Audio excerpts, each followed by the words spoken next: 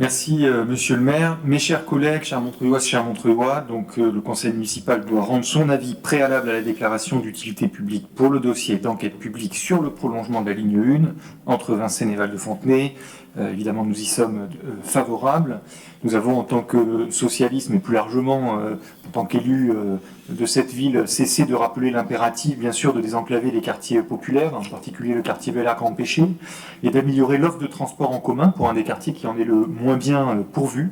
Le nord-est de notre territoire est très insuffisamment desservi en transport en commun, et même il est l'un des plus mal dotés des territoires intercommunaux limitrophes de Paris. La venue de la ligne 1 du métro permettrait ainsi de renforcer l'attractivité du territoire. Ce prolongement permettrait de répondre aux besoins de déplacement du territoire en desservant les villes de l'Est francilien, Vincennes, Montreuil et Fontenay-sous-Bois, et de les relier au réseau structurant de transport en commun francilien via notamment des correspondances à Val-de-Fontenay avec le RER A, E, ainsi que les futures lignes du tramway T1 prolongé et de la ligne 15 Est du métro automatique du Grand Paris Express. Au-delà du désenclavement du quartier Bel Air Grand Péché, ce prolongement représente une opportunité économique à travers la création de nouvelles activités génératrices d'emplois locaux, de commerce, de services, de pôles aussi ou d'équipements culturels. Il est une opportunité d'œuvrer concrètement pour une réduction des gaz à effet de serre en créant des alternatives à la voiture grâce à ces nouvelles offres de transport dans les quartiers encore très motorisés. Ça a été rappelé par mon collègue Gaylor Le Shaker. Toutefois, les avis de l'autorité environnementale qui requiert d'apporter des précisions ou l'avis défavorable du secrétariat général à l'investissement nous inquiète car il préfigure, nous pensons, non pas simplement une remise en cause de l'enquête publique, mais du projet lui-même, au fond, et d'un projet qui est essentiel pour les habitants.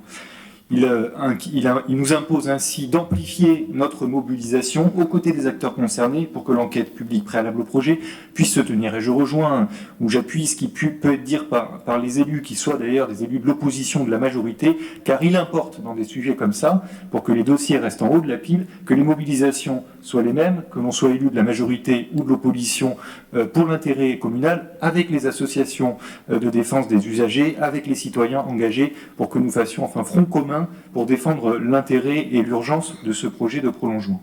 Voilà, donc le groupe socialiste va s'associer aux mobilisations aux côtés de la majorité municipale.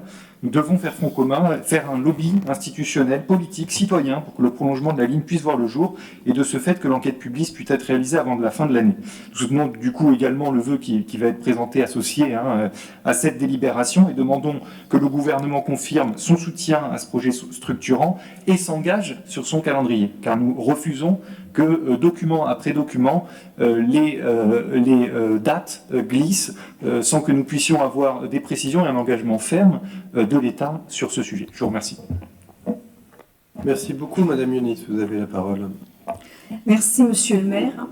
Je ne reviendrai pas sur tout ce qui a déjà été dit et auquel j'adhère. Bien évidemment, je pense aussi primordial qu'aboutisse le prolongement de cette ligne 1 de Château de Vincennes jusqu'à Val-de-Fontenay en passant par les Grands Péchés.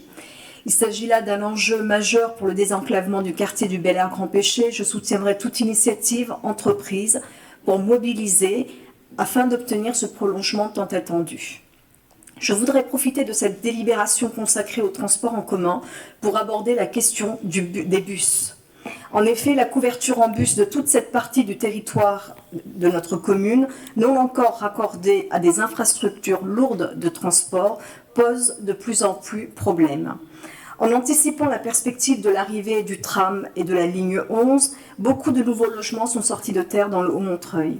Or, en attendant l'arrivée du tram et de la ligne 11, et j'espère demain de la ligne 1, seuls les bus sont disponibles pour relier ces quartiers au cœur de ville et rejoindre le métro ou pour se déplacer de banlieue à banlieue. De plus en plus, les lignes de bus, qu'il s'agisse du 301, du 129, du 102, du 127 et j'en passe, sont saturées et ne parviennent pas à faire face au surplus de population.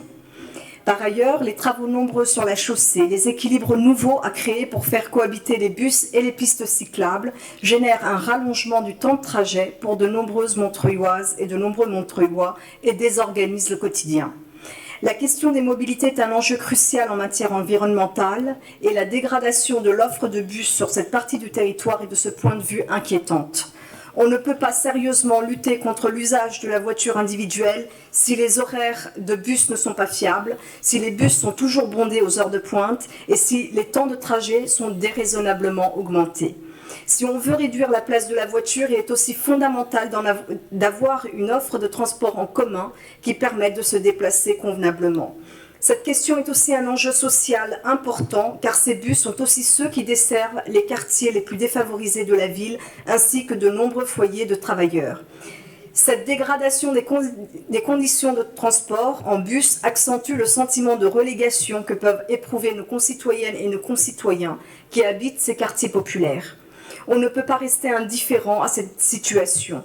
Je pense qu'il est urgent de se mobiliser pour obtenir une amélioration conséquente à la fois en quantité et en qualité de l'offre de bus. S'agissant des pistes cyclables, notamment sur Gabriel Péri, il est impératif de trouver des solutions permettant un meilleur partage de la chaussée. De nombreux usagers du 127 ont vu leur temps de trajet augmenter déraisonnablement. Pardon ? Ah ben oui, mais sauf que c'est la réalité de ce que vivent les habitants, monsieur, les bus. Je suis désolée, c'est une délibération consacrée au transport en commun. Vous m'excuserez de parler de la réalité de ce que vivent de nombreuses personnes sur notre ville. Ben oui, et c'est vrai qu'effectivement, comme le rappelle mon collègue, il y a souvent un plan bus qui est annexé à la ligne d'arrivée du métro. Pardon ? Il y a toujours un plan bus, il y a un prolongement de ligne de métro. Mais si vous me permettez de finir, ce serait bien aussi. Je suis hors sujet de parler du quotidien des Montreuilloises et des Montreuillois, ils le noteront. Qu'est-ce que vous voulez que je vous dise ? Ben oui, qu'est-ce que vous voulez que je vous dise ? De nombreux usagers, je disais, du 127 ont vu leur temps de trajet augmenter déraisonnablement, celui-ci passant de 18 minutes à parfois plus de 40 minutes en heure de pointe, avec des usagers entassés pour relier le Morillon au cœur de ville.